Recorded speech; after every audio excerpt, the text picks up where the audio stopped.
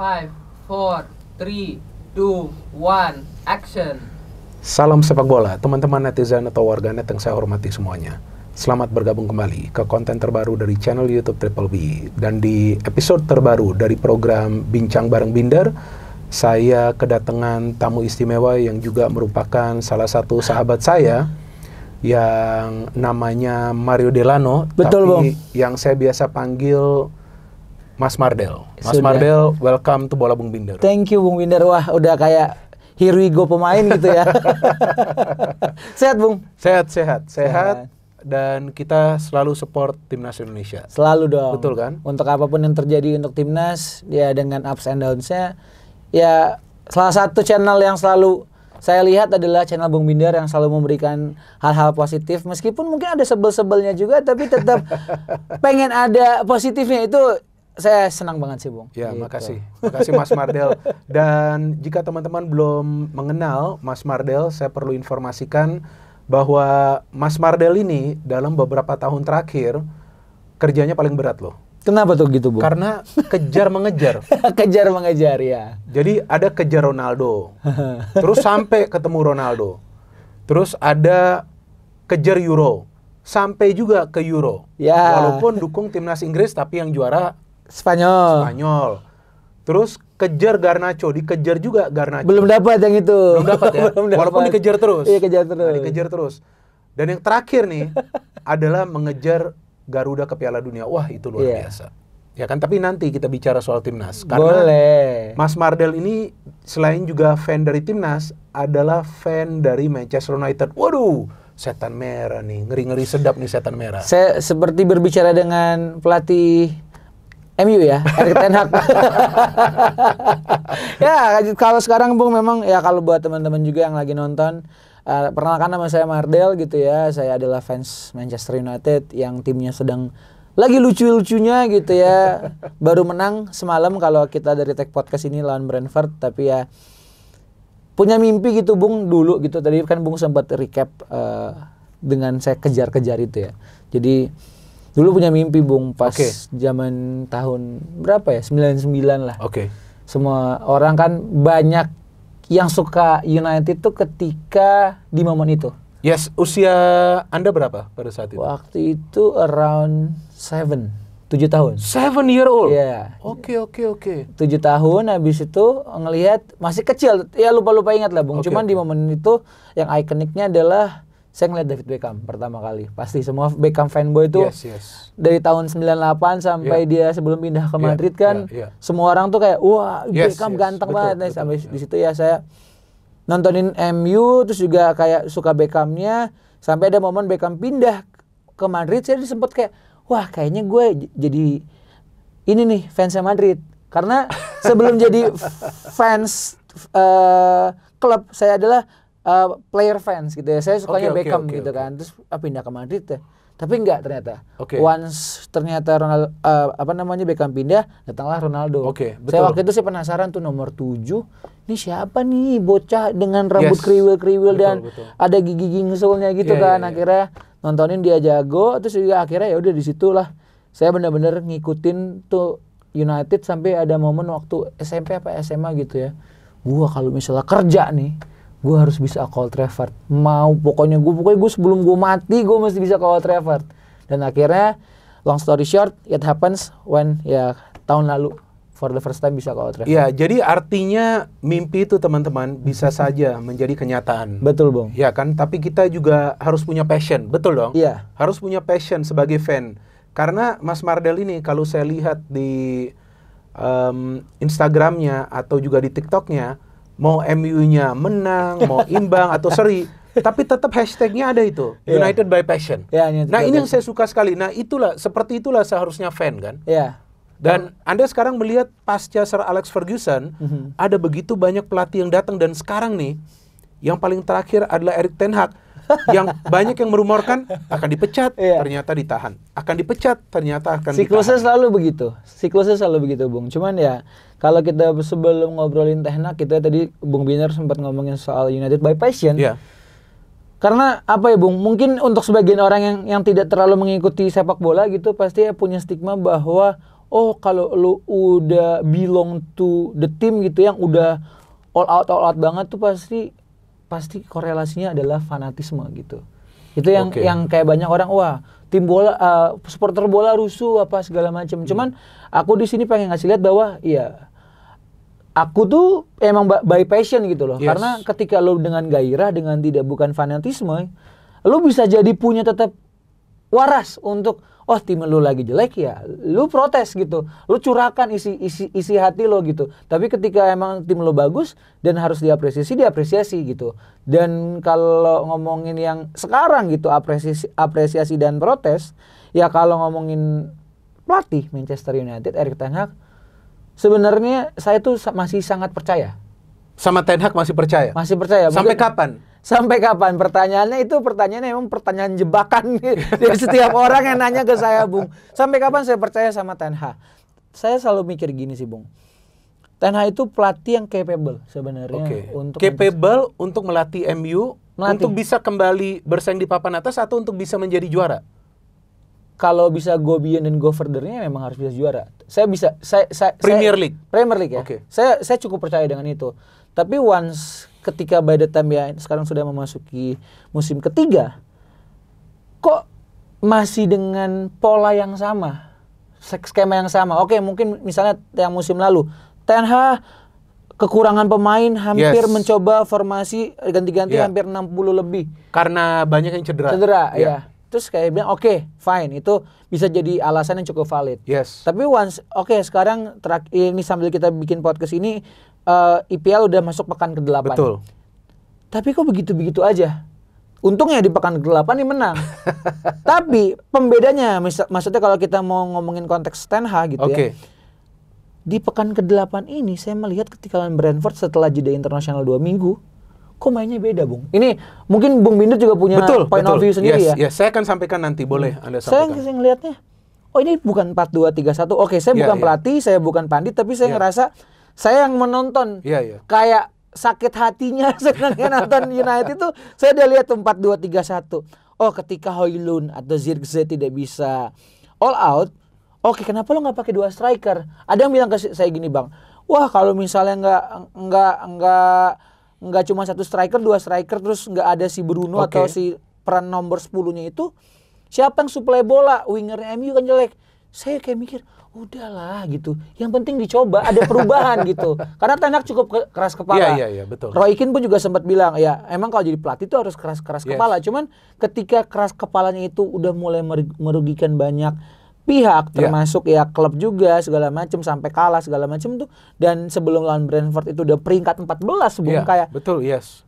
Wah, ini nggak bisa nih kayak gini terus. Ternyata ketika lawan Brentford kemarin luar biasa. Maksudnya secara semangat juang, saya ngelihat pemain United bener-bener all out. Ya memang bapuknya di menit akhir babak pertama kecolongan, tapi di awal babak kedua langsung bikin gol.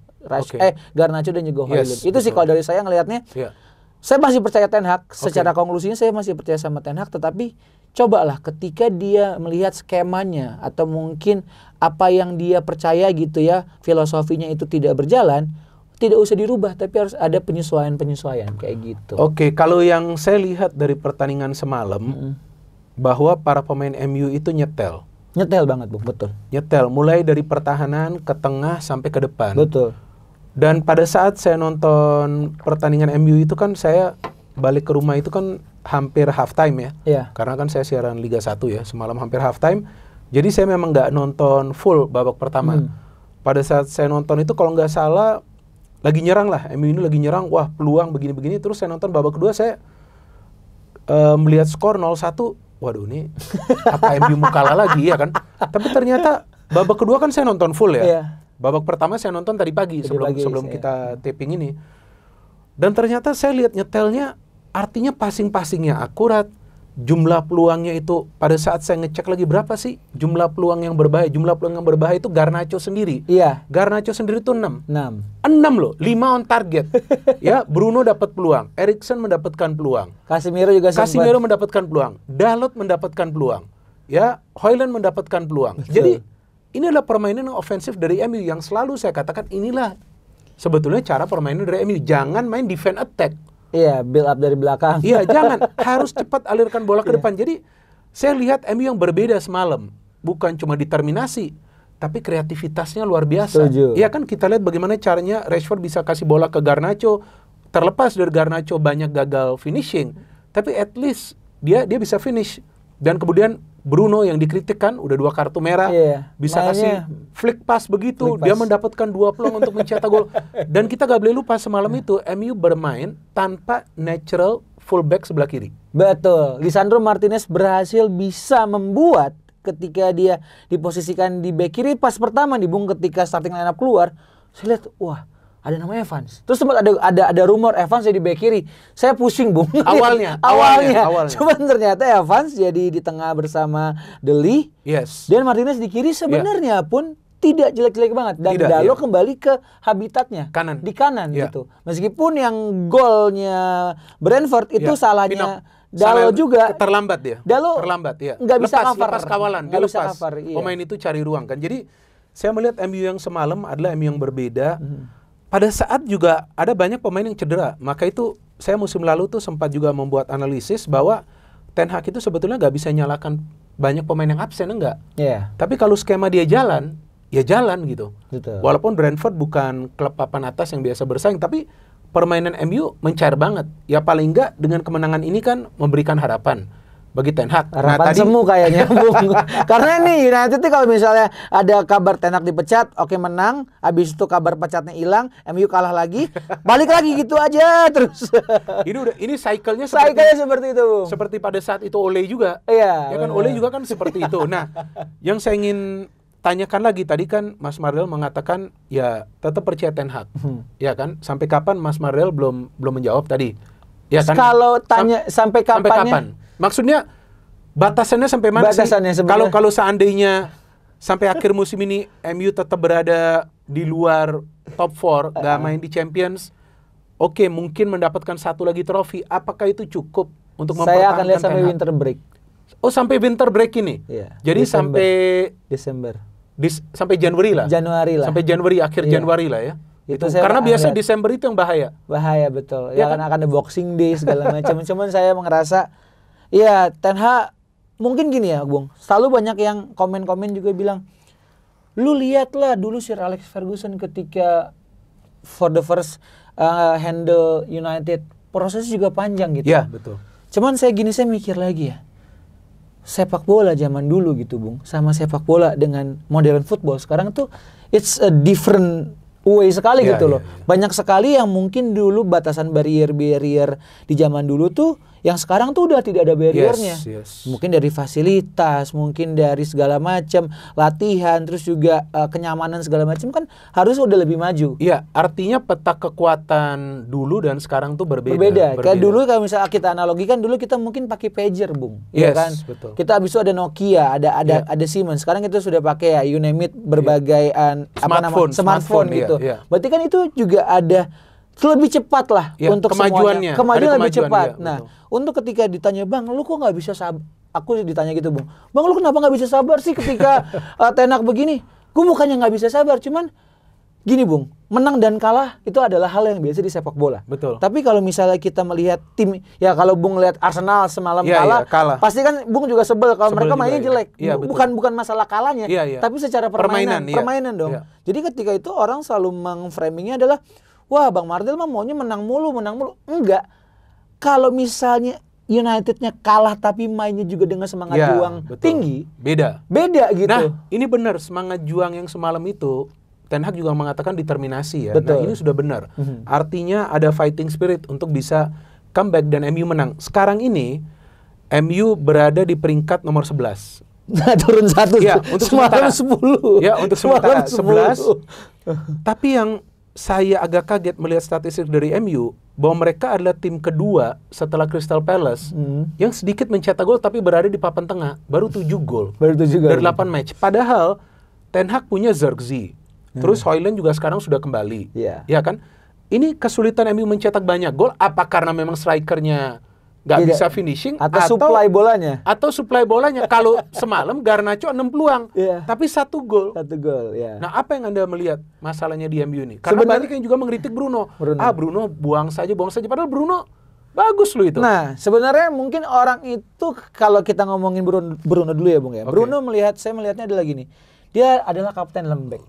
Somehow saya melihatnya seperti itu. Ketika lu dihajar dikit sama pemain, ada kontak fisik, jatuh, minta sama wasit. Maksudnya ngeluh terus ya. Kayak menurut saya itu bukan sesuatu yang harus selalu seperti itu gitu.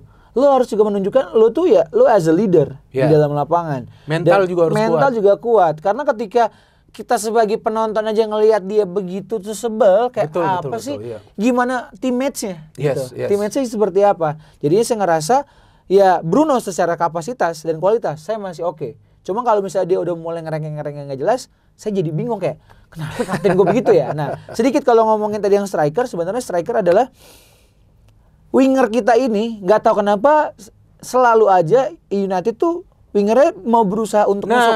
Rashford beberapa kali sebelum dia sekarang agak lebih baik tuh dia selalu yang kayak nusuk. Yes. Habis itu nggak bisa gitu. Garnacho juga kemarin kayaknya juga dapat instruksi dari Ten Hag. Udah lu kalau misalnya dapat peluang tembak. Betul. Tapi sebenarnya nih kasihan nih lu ada striker murni ini kenapa nggak lu kasih bola gitu. Malah dapat bola ya kemarin ya Bruno bisa ngasih flick pass itu yang ke itu bagus sekali. Højlund dan Højlund juga tenang bisa dicip. Diangkat ya. Jadi menurut saya cobalah gitu untuk si pemain-pemain ini winger ini bukan maunya mereka juga untuk kayak gua kemaruk deh, enggak, itu pasti kan udah instruksi dari pelatih. Ada skemanya dari pelatih. Padahal ada striker dan memang MU itu sebetulnya membutuhkan striker untuk mencetak gol karena yang saya ingat MU itu selalu punya striker hebat loh. Wayne Rooney, Van Nistelrooy, kemudian Ronaldo dimainkan. Ke depan Van Persie, dia kan pernah juga main di sana. Jadi saya pikir kalau ke depannya jika para pemain MU bisa bermain dengan determinasi seperti ini, ya yang bahaya Arsenal nih. Yang bahaya Arsenal. Kenapa Bung Arsenal bahaya? Kenapa Arsenal bahaya? Iya. Karena saya melihat sekarang para pemain Arsenal banyak yang mendapatkan kartu merah. Nah, saya nggak tahu. Semalam Saliba ya. Nah, ini nggak tahu apakah ada konspirasi dari Premier League, ya kan biar MU juga ikut bersaing. Waduh.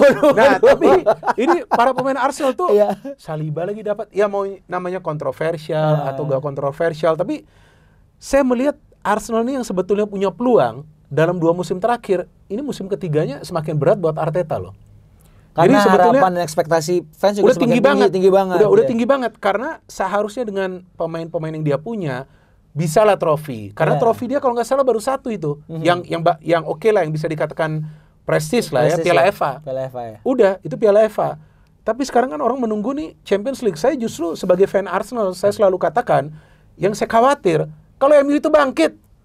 Semua orang sebenarnya bilang ya kalau bangkit itu akan menjadi ya semacam wah banget gitu ya Bung. Cuman buat sekarang saya sebagai fan yang memang nontonin tiap hari gitu ya, yang begadang kayak ya Allah begadang jam 2, kelar jam 5 ngetek podcast lagi, gue baru tidur jam 7. Habis itu paginya kerja lagi ya Mak. Sebel juga, darah tinggi juga gitu Bung. Cuman ngelihatnya adalah itu passion, balik lagi. Passion mungkin orang bilang passion sama fanatik mungkin sama kali ya. Enggak, passion itu gue nggak buta gitu dengan apa yang kita cintai. Dan kalau misalnya Bung juga ya sekarang Bung sebagai pandit, sebagai komentator juga melihat kan lebih juga sering melihat berbagai pertandingan ya, Bung. Maksudnya betul. Itu yang kayak itulah sepak bola gitu. Sepak bola bukan lagi beneran deh. Kalau saya sebagai kacamata supporter ini bukan lagi menang kalah gitu, tapi lebih ke gimana caranya tim yang kita dukung atau mungkin ya timnas yang kita dukung tuh benar-benar ya lu bermainnya dengan kata tadi aku kutip dari Bung Binder, determinasi tingginya itu. Yes. Artinya fighting spirit kan yang orang atau yang fans paling kesel itu kalau malas-malesan. Iya. Ya kan itu orang paling kesel. Kenapa sih bola gak dikejar? Kenapa sih gak ada determinasi untuk fight back? Betul. Nah, baru saja kan Mas Mardel mengatakan atau mention timnas. Nah, sekarang nih teman-teman pembahasan ke timnas Indonesia nih. Jadi tadi kan sempat juga saya mengatakan bahwa Mas Mardel ini kejar-mengejar. Ya. Yang terakhir nih yang Mas Mardel lagi kejar, yang juga tentu kita semua kejar juga atau kita semua harapkan, yaitu mengejar Garuda ke Piala Dunia. Ya. Nah, dan Mas Mardel ini juga hampir selalu menonton pertandingan-pertandingan timnas yang dimainkan di tanah air. Betul kan? Ya. Dan baru saja kembali dari China nonton pertandingan China versus Indonesia. Ya karena gimana Mas Mardel experience-nya nonton langsung di luar negeri? Ya, gimana fans yang mendukung di sana, fans mereka China. Terus ada juga fans dari Timnas Indonesia, iya kan? Oke, jadi kalau ngomongin soal China gitu ya Bung Binder dan juga teman-teman yang lagi nonton, one of the best experience yang saya dapat sih. One of the best experience lu nonton bola di China. Iya, kenapa? Karena jadi yang Anda nonton di Manchester beda? Mungkin secara experience-nya terbaik juga, maksudnya best juga di Manchester, di Jerman apa segala macam. Cuman saya untuk awal ketika gak menyangka. Unexpected lah ketika ternyata begini ya. Kenapa saya bilang saya tidak menyangka? Karena saya tuh kemarin pergi adalah saya bikin konten nih Bung ya. Pemain timnas naik bus berangkat latihan. Nah, semua orang yang nonton konten itu, nonton video itu bilang, "Wih, busnya jelek banget gitu. Busnya biasa banget. Mendingan bus Tayo di Jakarta," katanya pada gitu kan. Cuman saya pikir orang pada ngelihat hanya dari sisi si bus itu kan. Nah, saya juga punya tanggung jawab moral sebenarnya. Kenapa? Saya juga ternyata setelah saya di situ, saya jadi nginapnya itu memang di hotel yang satu hotel dengan timnas. Jadi saya di situ, saya melihat juga bagaimana dengan dengan mata kepala saya sendiri. Ternyata Bung, kenapa saya bilang best? Pertama adalah untuk kenyamanan dari pemain, pelatih dan juga staff-staff yang lain, itu benar-benar diservis sangat luar biasa. Benar-benar yang mereka LO di tiap pemain tuh ada LO-nya juga. Lalu juga untuk pengamanan di hotel tuh polisi sangat ketat sekali. Jadi benar-benar memang ada fans beberapa yang datang. Dan tapi polisi itu benar-benar jaga sangat ketat. Terus juga ketika bus pergi gitu ya benar-benar di-escort oleh mobil polisi lain sampai mereka itu pas saya datang ke tempat latihannya, nama stadionnya saya lupa, di Qingdao itu, bukan yang stadion utama untuk yang bermain, tempat yang pertama ya. Itu benar-benar dijagain segala macam, benar-benar di servisnya luar biasa lah. Singkat cerita Bung, itu kan untuk dari sisi mungkin pemain, pelatih dan juga staff kan. Tapi ketika match day, itu saya juga itu yang lebih luar biasa sekali menurut saya. Pertama saya berangkat dari hotel, saya pakai namanya di taksi, itu kayak semacam di sini ya taksi online-nya ke sana, kurang lebih sejam saya berangkat. Jauh juga dari hotel ke stadion utamanya itu. Lalu sampai di sana, kita tuh sudah emang ada ngobrol sama KBRI di sana. Jadi saya sempat bertemu juga dengan Pak Jauhari Oratmangun selaku duta besar China, omnya Oratmangun juga. Terus saya juga sempat tanya-tanya kan, Pak gimana di sini segala macam ya. Saya juga sudah minta dari pemerintahan China tuh untuk benar-benar bisa memang well prepare sekali semuanya. Well organized. Iya, sampai akhirnya saya pas ke stadium saya lihat nih kita meeting point di sini sama orang Indonesia yang lain.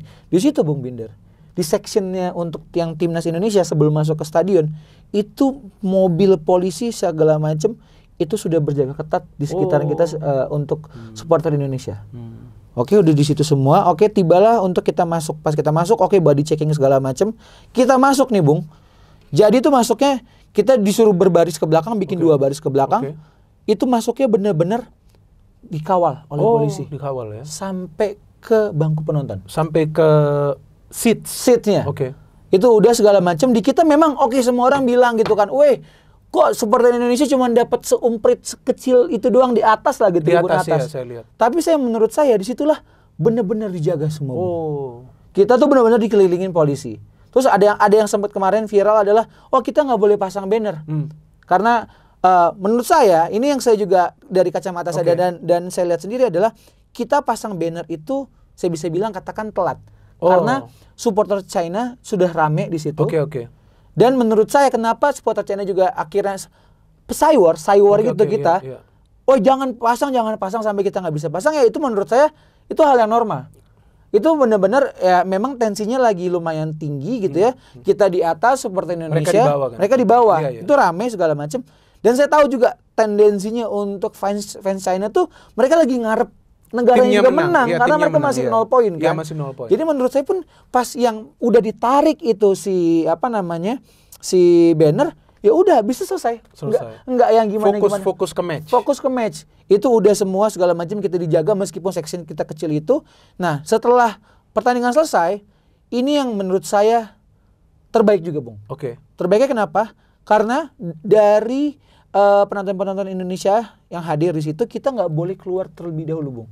Oh. Kita ditahan dulu di sana, ditahan dalam artian disuruh tunggu dulu untuk semua supporter China keluar dulu.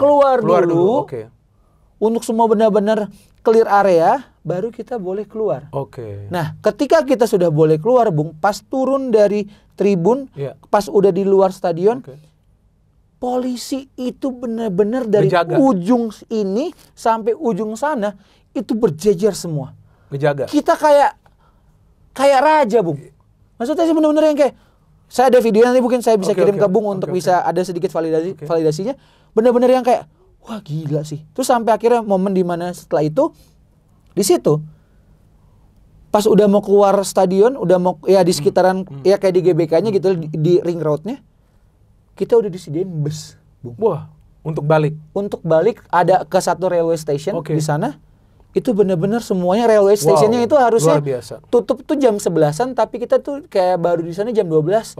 Itu dibuka hanya untuk kita biar bisa naik keretanya. Biar bisa balik lah ya. Bisa balik. Masing-masing. Jadi dikawal terus sampai balik ke hotel. Jadi kenyamanan sampai ke stasiun lah. Keamanan kita benar-benar matters banget buat luar biasa. Nah, itu dia teman-teman. Jadi ini pengalaman dari Mas Mardel yang kesana dan tentu juga pengalaman dari fans timnas Indonesia lain yang nonton di China bahwa memang dijaga lah ya. Maka itu selalu saya katakan bahwa pada saat ada tim tamu datang ke negara kita ya, timnas negara lain, kita juga harus respect ke mereka. Betul. Ya, kalau yang namanya rivalitas itu wajar.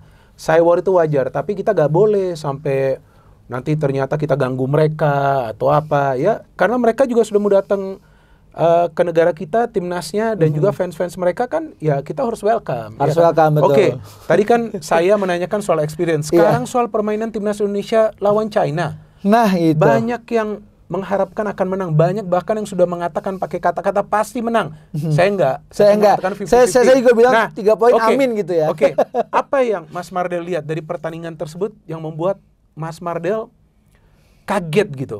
Dan mungkin juga Mas Mardel mulai khawatir lah, kok yang turun pemain-pemain ini kan ada rotasi tuh. Benar.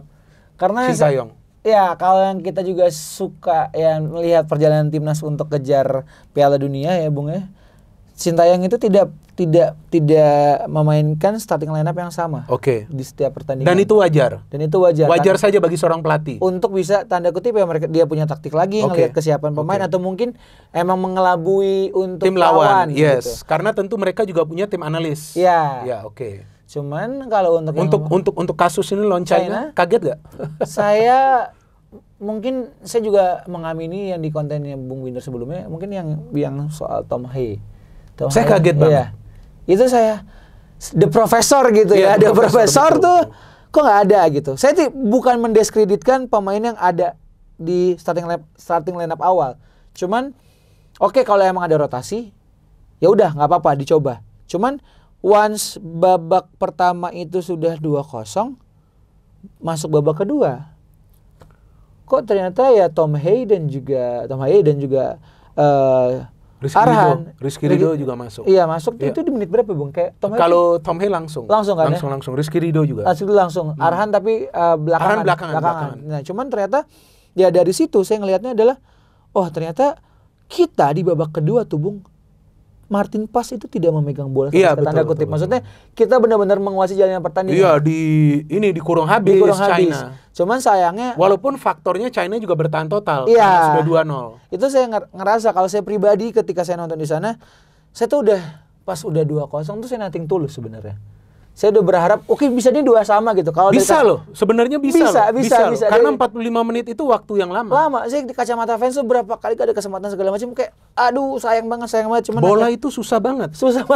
Nyampe ke kotak penalti kemudian ciptain chance tuh susah banget. Itu saya tadi ya nyambung soal kaget soal rotasi. Saya juga kaget, cuman kalau saya ngelihat sendiri kesiapan pemain gitu ya. Artinya yang Mas Mardel highlight ini adalah absennya Tom Hye dari awal, karena dia adalah pemain yang kreatif lah, sang profesor. Dan jika Mas Mardel nonton podcast yang episode kedua, saya kan dengan mantan pemain timnas Bang Peri Sandria, dia juga mengatakan soal Tom Hye ini profesor luar biasa, karena sebelumnya dia kasih assist itu ke strike. Iya kan? Nah, jadi selain Tom Hye, menurut Mas Mardel siapa nih pemain lain ya sebetulnya yang memang dibutuhkan timnas lah.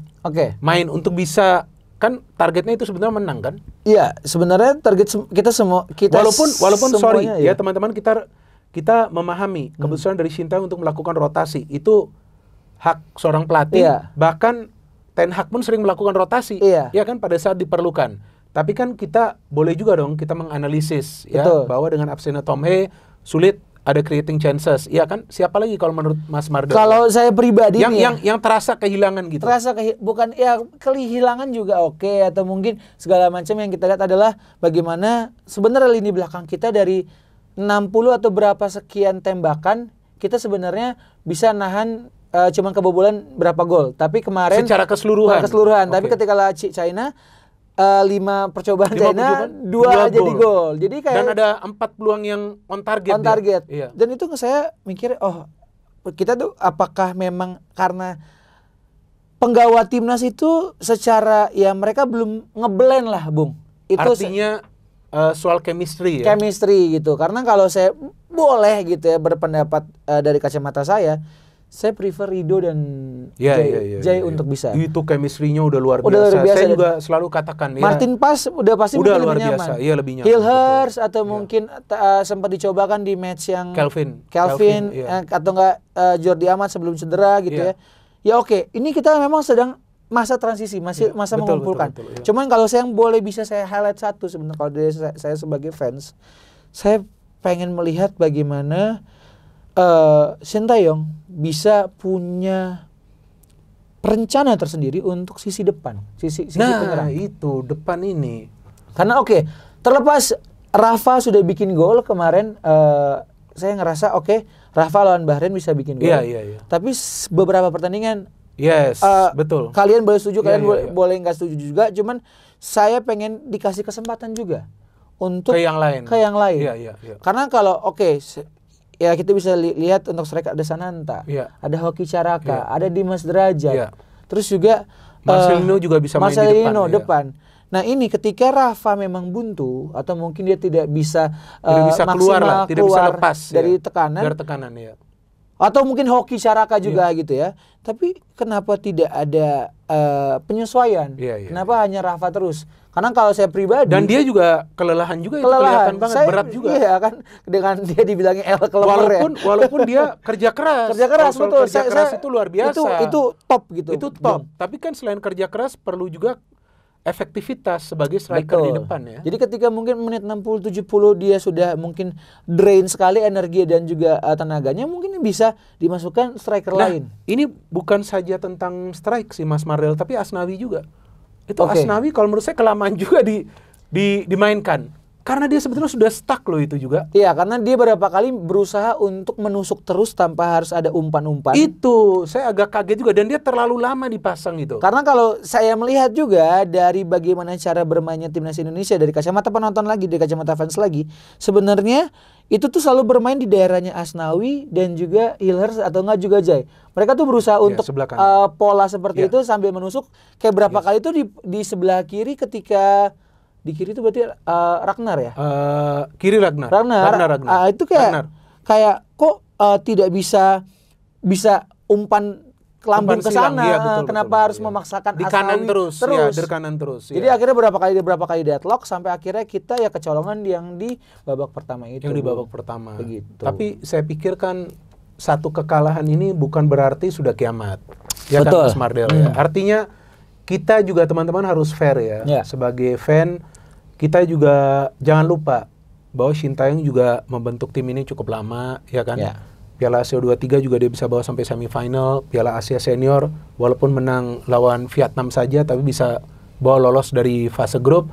Cuman saya pikir satu kekalahan ini bukan berarti langsung ada permintaan untuk pergantian pelatih. Saya pikir gak fair juga sih. Iya, karena ini kita sedang berproses gitu.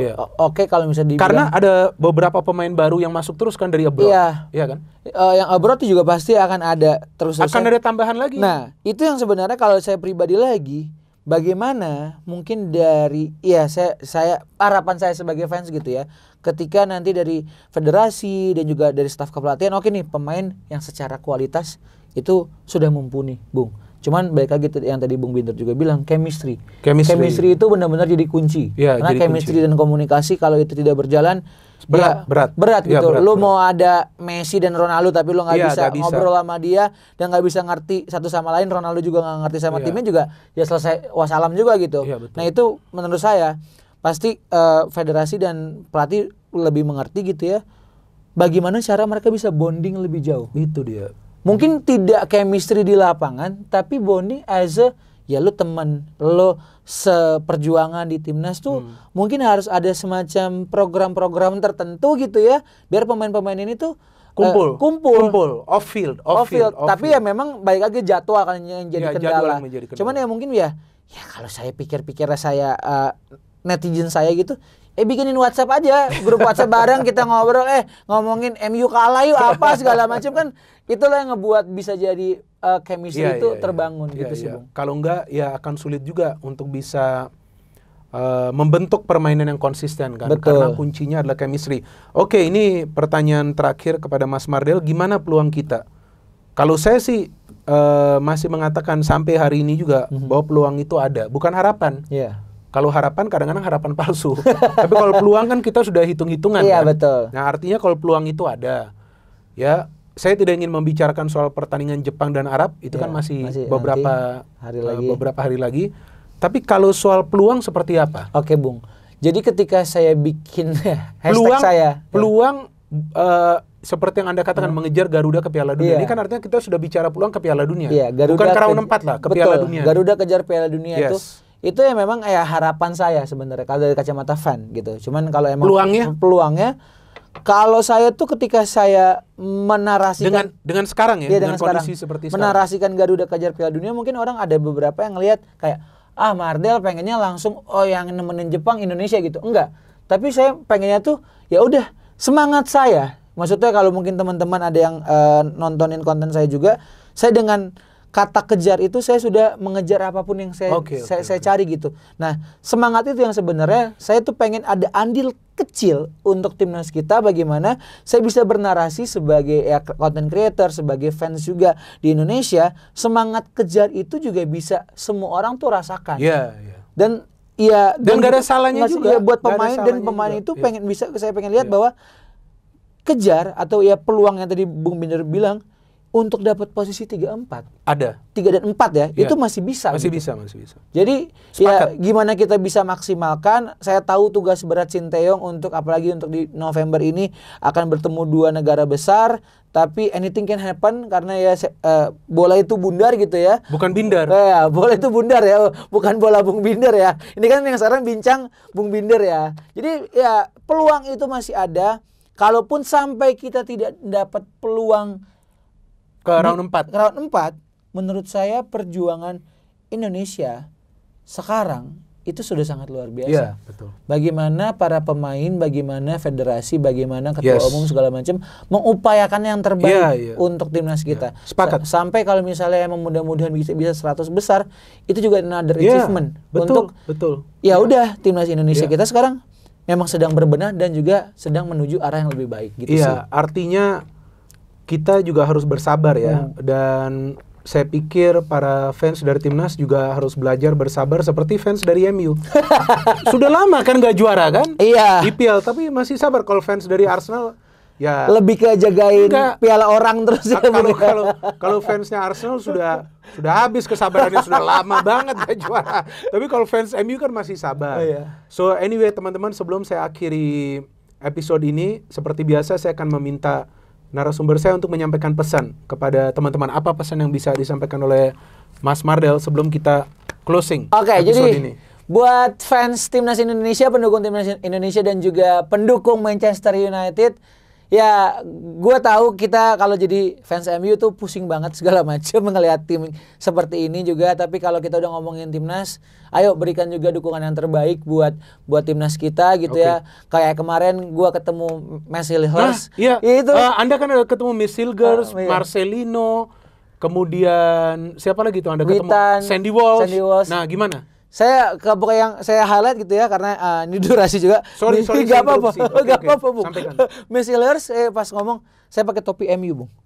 Saya bilang, saya bilang kan, saya from Manado juga, saya bilang gitu kan. Dan also I'm Man United fan. Terus saya kasih dia topi, saya kan topi MU. Terus dia tiba-tiba pakai nyengir gitu. Hei, sorry dia bilang gitu. Dia bilang, saya bilang santai Bang Mes, saya bilang gitu ya. Anyway, pokoknya buat fans timnas, fans Manchester United, ayo tetap dukung semuanya. Dan ya buat pendukung klub manapun di Indonesia, dukung tim itu dengan passion sih. Semoga dengan passion itu bisa membawa kita menjadi pendukung yang lebih baik, pendukung yang bisa lebih berpikir lebih jernih dan lebih positif nantinya gitu sih. Oke. Jadi sampai sini saja teman-teman. Episode nomor berapa ini? Ini episode nomor 4 loh dari Bincang Bareng Binder ya. Dan saya kedatangan Mas Mardel. Oke, kita closing sama-sama Mas Mardel pakai slogan channel ini. No hate, no politik, no politik, only football. Only football. Salam sepak bola. Salam sepak bola.